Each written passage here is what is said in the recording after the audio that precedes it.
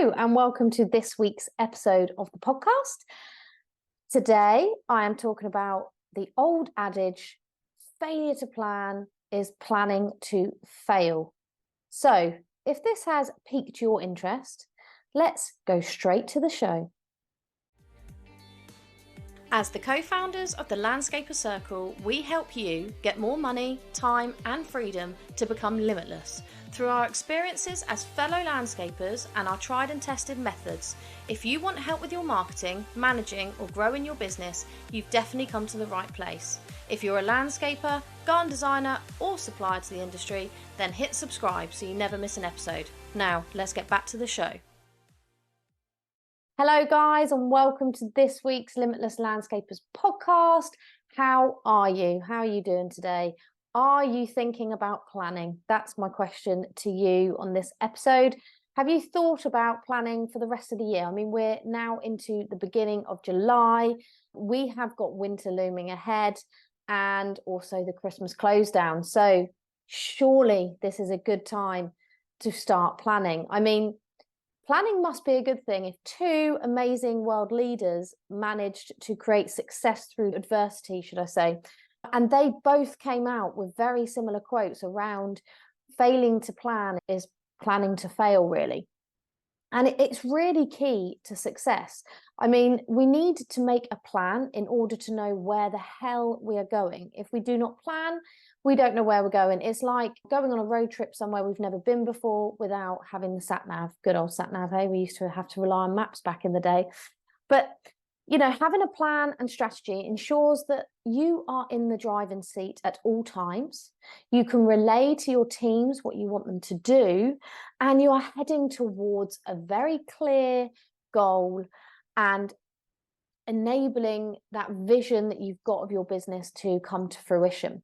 What planning can also do is when you're setting these goals, it can allow you to assess the goals, each goal as it is, and actually see if it's a SMART goal. So we've all heard of SMART goals. If you don't remember what it is, it's just they all have to be specific, measurable, achievable, relevant, and time-bound. Now, the idea is you apply that to any goal you have to make sure you can measure it and to make sure that you could actually achieve it in some way. But planning allows you to look at whether, you know, what your goals are. Do you even have any goals? Do you have the action steps mapped out? If you don't, perhaps that's the first step in your planning. Do you have any milestones set that if you hit them would be like celebrated hugely? Have you identified the risks with whatever strategy you're implementing, whatever you're doing in your business? Have you identified what choices might come along at different stages? And, you know, have you decided who you're going to create accountability for? Is it for yourself? How are you going to do that? Other team members, etc. You see, planning is really, really super important. I'm going to offer you a free planning guide that you can download. I will share that in the show notes, so you can hit the link and grab that for free. But the number one thing I see all the time is people in our industry not planning adequately, particularly for the winter, for Christmas close down, and obviously the really hard parts, which is the beginning of the following year, so the January and February. How many times have you gone through these winters and thought, I'm never going to do that again, but yet you continue to do the same thing over and over again, which is essentially the definition of insanity when you expect a different result. And you continue to do the same thing again and again, thinking it will be different, you know, telling everyone it's definitely going to be different this year, but you actually haven't changed anything. You've done the same thing. You haven't planned or prepared. And you go into winter and it's exactly the same as the year before. You come out the other side and you're barely gripping on for dear life. Now, I know this because in my landscaping and design business, we do this every year. Now, this is the first time this year that I'm actually going to implement some planning now in order to deal with the winter and the Christmas period later. And, you know, it's the same story every year for myself. And that tends to be the fact that the weather stops playing. Now, I'm not suggesting we can control the weather. What a joy if we could find a way to fix the weather that we could just carry on getting stuff done. But essentially what happens is we tend not to be able to finish jobs. Therefore, the cash flow forecast we've done goes out the window because we haven't been able to finish the job, so we haven't been able to get paid. We then also don't tend to have a buffer of cash ready for this very, very big issue. We don't tend to look at ways that we can prevent these things from happening. We don't look at contingencies. We don't look at, our marketing funnel because we've been super busy over the summer. We suddenly get to the quiet periods, the off season in landscaping, and then we worry about marketing strategies, which if we thought about it and planned and prepared, we could have avoided this very issue. Now, like I said, I've been doing this for nearly 13 years and I've never planned, not adequately, for winter, for off season, for, potentially having super awful weather that, it's going to really hurt us coming out of that. I mean, tell me, DM me, message me, email me, let me know how your last few winters have been, because mine haven't been great. And every year at the beginning of the following year, we struggle. It's just a genuine cash flow issue. But there's lots of ways we can prevent it. And the main way is to start preparing and planning now.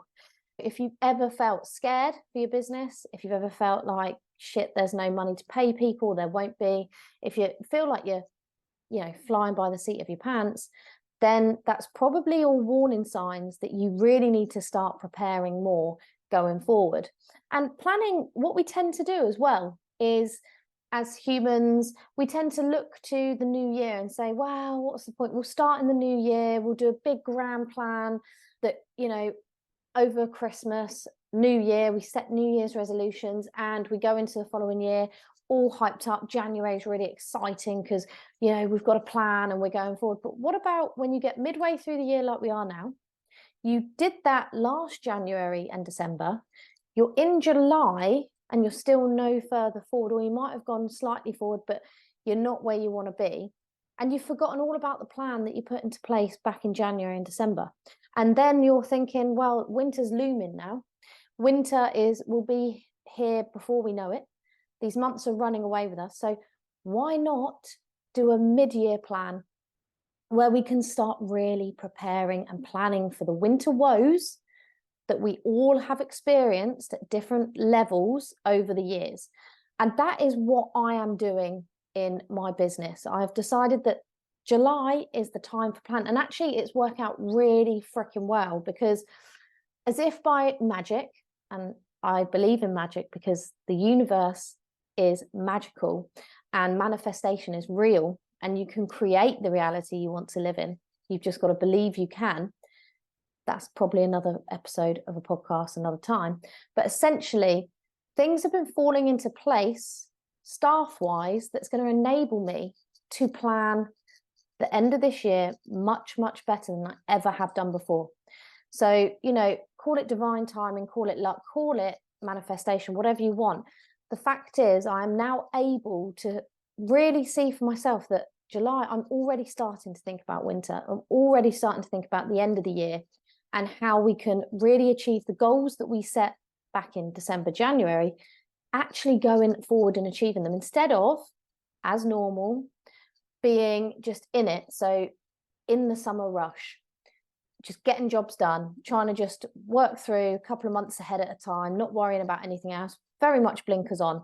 Well, for me, a couple of things that I've managed to do, apart from recruiting some really good staff that are due to start with us imminently, is the fact that I've started to look at processes and systems that can help my staff plan their lives better, and for me to plan dips in staff, time off, etc., like that. So that's been really, really helpful. And I've also been looking at managing jobs and cash flow and contingencies and stuff. So planning now, so you're not scrabbling around for winter, is definitely the key. This is exactly the reason why I launched my free winter call prep. Now, it may seem insane that I'm talking about it in summer, but essentially, this is the journey I'm going on this year, and I plan that I'm not going to come out in January looking scared or, unprepared. So I am planning now. So I've got 2 free calls left. I did have 5, 3 have gone. I've got 2 free winter prep calls available for anyone who wants to actually get prepared for the end of this year and make a difference to this year, rather than repeating the same stuff and being the very definition of insane. And all you have to do is drop me an email or find me on Instagram and drop me a DM, and I can book you in for a free winter prep call where we can identify the number of things that we can do in your businesses, decide which one is the most important to you to focus on now, which will get you the best chance of success, and work through that.